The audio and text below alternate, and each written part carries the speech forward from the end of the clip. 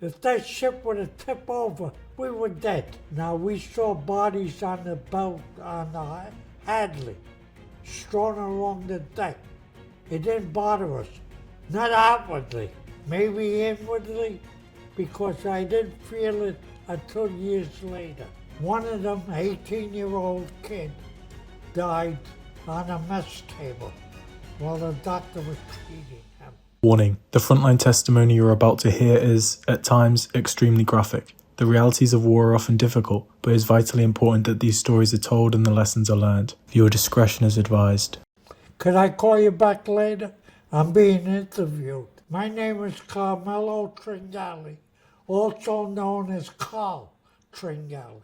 I was in the U.S. Navy from 1943 to 1946. I volunteered not to get drafted. I wanted to pick my own service, and I picked the Navy. And in 1943, I did convoy duty to North Africa in the Mediterranean and also the American theater. And I did that for about a year. The submarine, my ship was credited with 2 other ships to sink a submarine, a German sub. I have 2 battle stars in the American theater and Mediterranean. And then in 1944, we were convoyed. After the convoy, they rebuilt to an APD, which is a tank transport, and put 4 landing barges on us and shipped us to the Pacific, where we went to Okinawa, no, before Okinawa, San Diego, Pearl Harbor, and then to the islands in the Pacific. And the biggest event there was I was on the picket line in Okinawa for over 3 months, where the Kamikazes attacked the ships. We were lucky, we never did, but we did get a call. The USS Hadley, which was a destroyer, was a kamikaze, couple of kamikaze hit it, and we went to rescue whatever people were alive. And there was over 70, I think it was 72 sailors that we picked up and put on our ship and then took them to a hospital ship. One of them, 18-year-old kid, died on a mess table while the doctor was treating him. And we stood there in Okinawa for 3 months, and then we were shipped to the Philippines, and we did all the islands. Plus, we captured a couple of Japanese on a rowboat with hand grenades, and we disarmed them and captured them. And also, while we came back from Okinawa, we rescued a B-29 plane crew, which ditched after bombing Japan. And we spent time in Philippines and we were in a typhoon between the Philippines and Japan, which the captain let the ship run itself. And the next morning, by moving side to side, we tried to balance the ship. It didn't work. He just let it run, and the next morning, it was like nothing happened. And we as young sailors, we were all about 18, 19 years old, didn't even worry about it. And then after that, we went into the occupation forces. When the bomb was thrown at Japan, we were in the Philippines and we celebrated. And then at the end of the war, we took in survivors, the occupation forces into Japan, Nagoya. and we shut up the mines to get into the port of Nagoya. And after that, we had enough points to go back. But we also had in Okinawa, one of the bombers broke through and dropped a bomb and missed us.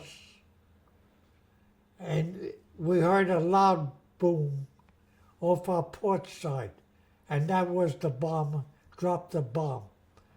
And also, I'm sorry to say, I shot at that plane, but I missed it because we had smoke screen.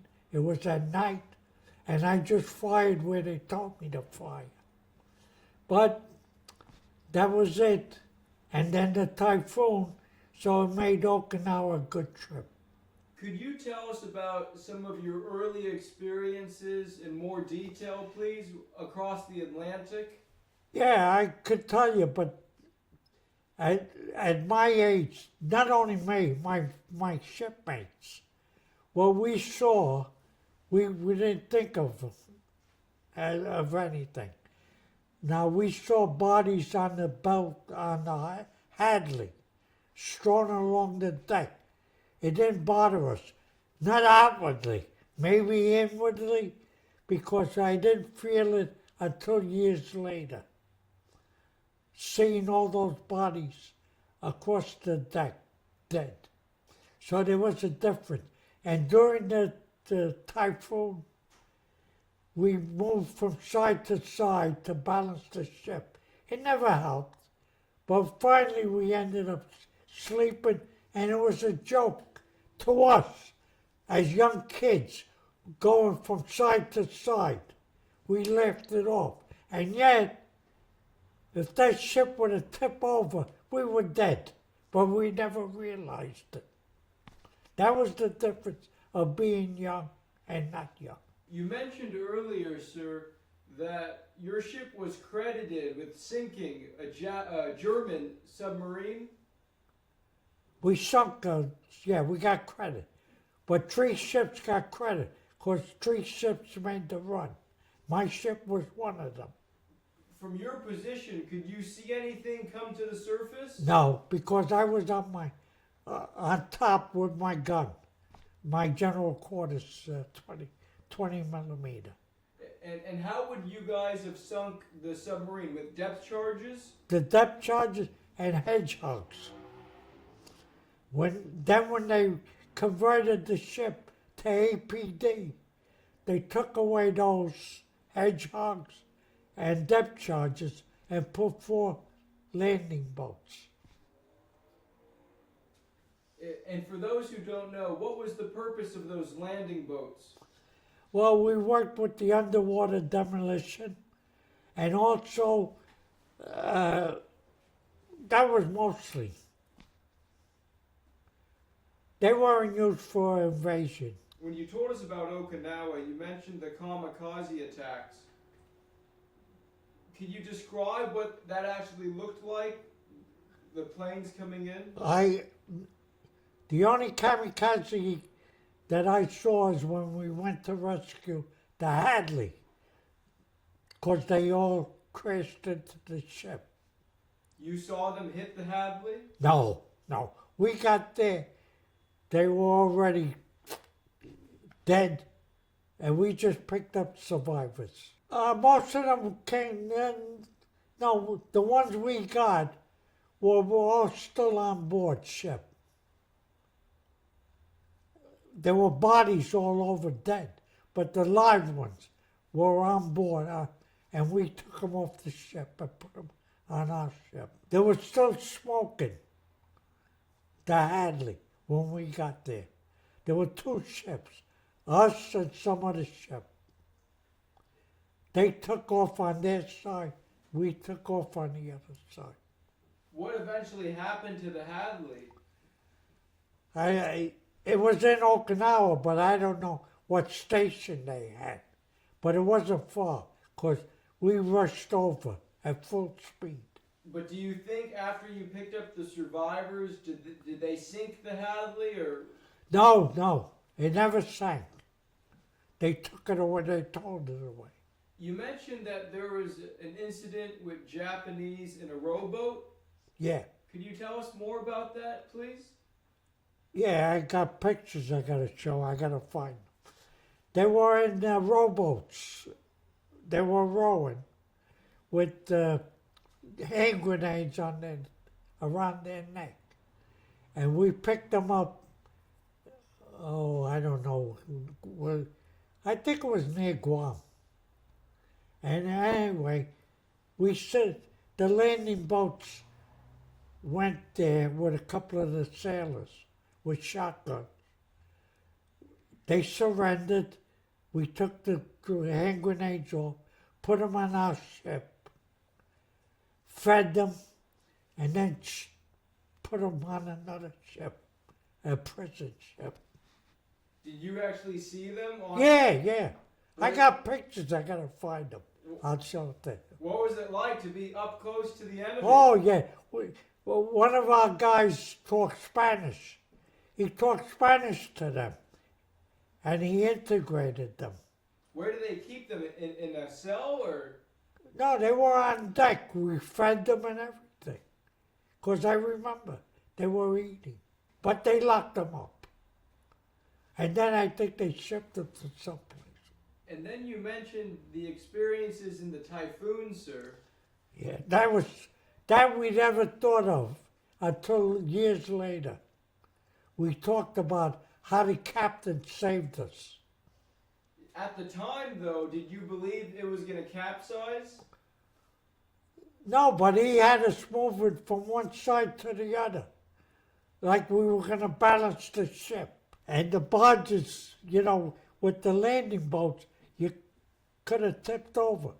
But he did it, and when we got out the next day, smooth as anything. But we never got scared. Everything was locked. We could have gone with the ship. It's just things that could have happened. Thank God never happened. Were there any other close calls that you had that you would like to share? Don't forget, I was in Okinawa 3 months, and we didn't sleep at night. They would come over, radar, pick them up, and then go away. Come back, go away. It was the nerve-wracking thing. There were nights we don't sleep. We just stood by the gun. So you mentioned that you fired the 20 millimeter. Yeah. Was that the only time, or was there another time you fired it, sir? No, that was the only time that a bomber came close to us. Sure. And we're lucky he wasn't a kamikaze. Otherwise, he would have hit the ship. Because we heard the boom of the bomb when he missed us. So I'll take my mess for their mess. And is there anything you would like to tell us about your time in Japan? Well, our job was to blow up the mines. The surrender. We had a map of where the mines were going into Nagoya. And we shot them up. Then we went in. And it took us, I would say about an hour and a half, maybe 2 hours, to go into Nagoya from where we were anchored. We came in. And it was nice to see the whole town was down. The bombers, precision, I called it precision bombing. They just left a few houses up for us guys when we got there. What did you think about the Japanese civilians? Oh, when I got a picture with a couple. We took pictures with them. We went around Nagoya. Were they afraid at first? No, they were very friendly. They were friendly like nothing happened. Where and when were you born? Born in Brooklyn, New York. It was called Red Hook. Now it's Carroll Gardens. And before I was drafted, I volunteered because I didn't want to go in the Army. I wanted the Navy. So I picked my choice. And I ended up in the Navy. And could you tell us, when were you born? What year? 1924. That makes me 97 years old. I was a good student in school. But when I reached junior high, which was 2 classes in 6 months, I learned about sports and women. And my schoolwork went down. Before I went into service, I worked at the Brooklyn Navy Yard as a pipe fitter's helper, and I worked on the Missouri and the Iowa, 2 battleships that were well known during World War II. The Missouri, naturally, was the surrender of Japan. And tell us about your parents. Where were they from, sir? Italy. And my father was in the Italian Navy when he was young. So that's why I think I became a Navy man. You know, growing up, did you face any discrimination being Italian? No. And I'll tell you the truth. They called us guineas. We call them kikes or black. Nobody fought each other. We all took it as a joke. So there was no discrimination. How did you hear about the attack on Pearl Harbor? That's why I joined. Yes, I was at a football game. Brooklyn Dodgers playing the New York Giants at the Polo Grounds on December 7th. When we came out, they had these papers out already that Japan bombed us. And that was 1941, December 7th. And I joined 1943. I didn't like it, that's why I volunteered. If it was Vietnam, I would never volunteer. But I volunteered because the Japs bombed us. And after you volunteered for the Navy, could you tell us about boot camp? Where did they send you, sir? Well, I went to school, and then I waited for my ship to be built. All the destroyer escorts were built in 1943. They were built because they were fast and maneuverable, and they were like submarine killers because there were a lot of submarines around us at that time. But before you were assigned to the ship, did you go to boot camp? Of course. Can you tell us about that? Well, the only thing about boot camp in the Navy, it wasn't like the Marine Corps. I would have loved it better they gave us the same kind of training as the Marines, where it's rough and tough. All we did is sink and march to keep going. And I was stationed in Sampson, New York. I was a plank owner, and the ship was built in Newport News and commissioned in the Norfolk Navy Yard. And it was named after 3 brothers that were killed on the Oklahoma in Pearl Harbor.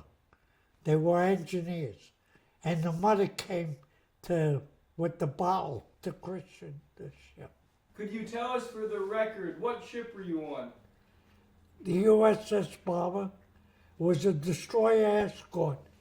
And when it started, we had hedgehogs and depth charges. It was built for submarines, which we got 1.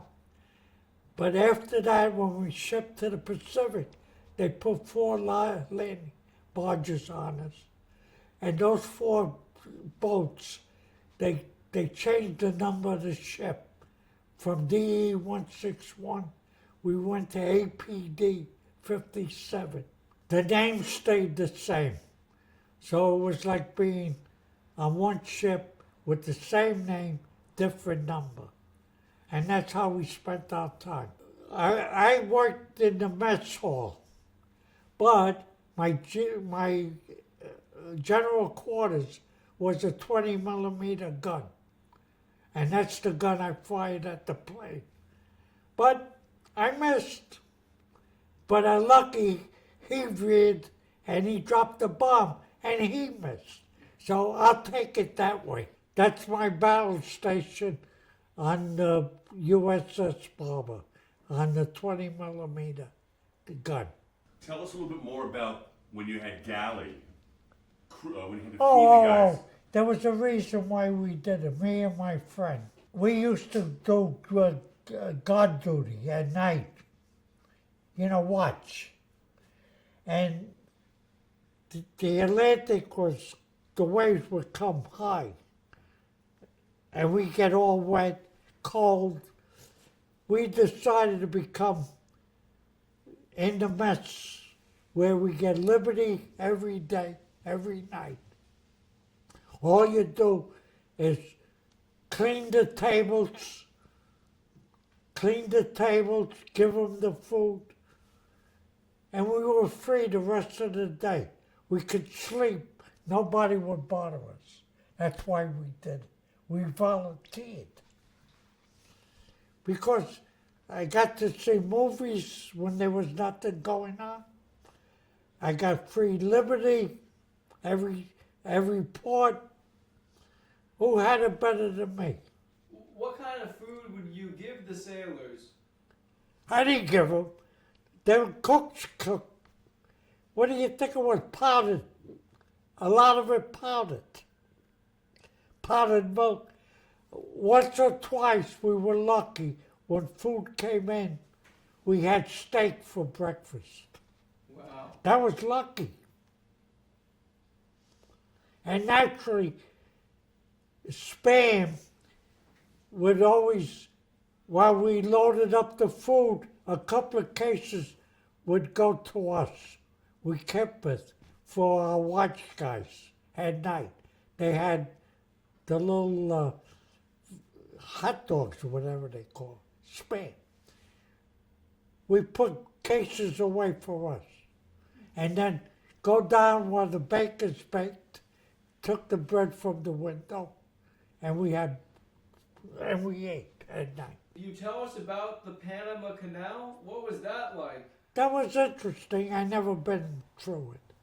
And we stopped at Cologne in Panama, and we had a little rest there, and then we went to San Diego. I've heard that there's some wild women in Cologne. I'm keeping it clean now. Okay. You don't want to hear what happened. I'd be interested. Okay. But it happened. You mentioned you went to Hawaii. Did you guys actually get off and go into Hawaii? Yeah, we stood there for a while. We trained with the underwater demolition. We were there for a while. As a matter of fact, I think we were there when the president died. I'm not sure, but I think he died when we got into Pearl Harbor. And then from there, we went to Guam, and about 20 islands. And tell us about some of these island operations. What were some of the things that stood out to you, sir? Well, first of all, there was nobody there. We used to use it for recreation and get food on board, powdered food. Actually, Philippines, we saw people and kids, and also Japan. But most of the islands were. And so, after your time in occupation, could you please tell us how you came home? Yeah, my ship got called back. They retired the ship.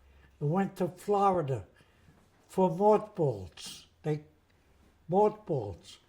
Then I got discharged because I had enough points. At that time, they had a point system. If you made so many points serving, you get discharged. I got discharged. My ship went to Florida. They put it in mothballs, covered. But they sold it later on to the Mexicans, and I don't know what happened after that. What was your reunion with your family like when you first came home? Yeah, they greeted me, they kissed me. That's how I learned to kiss. That was kidding. What advice would you like to give to future generations, sir? Well, I was interviewed by high school students, and I told them, if they want to go into anything they want, make sure they want to do it.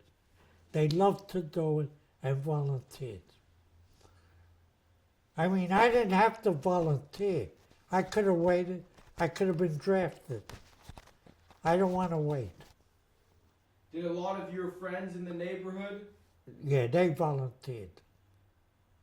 Do you remember the names of anyone who you grew up with that was... Yeah, there was about 15 guys. But I'm saying, were any of them killed in the war? One of them that went to boot camp with me, he died in North Africa. Jules Panaco. He got killed early. It was in, convoy duty. That's right. He was in the merchant marine part. He was on merchant ships, not Navy. What kind of person would you like people to remember you as, sir? Sociable, straight shooter, and always kidding around. I gotta have fun. Did everyone aboard your ship survive the war? Nobody died.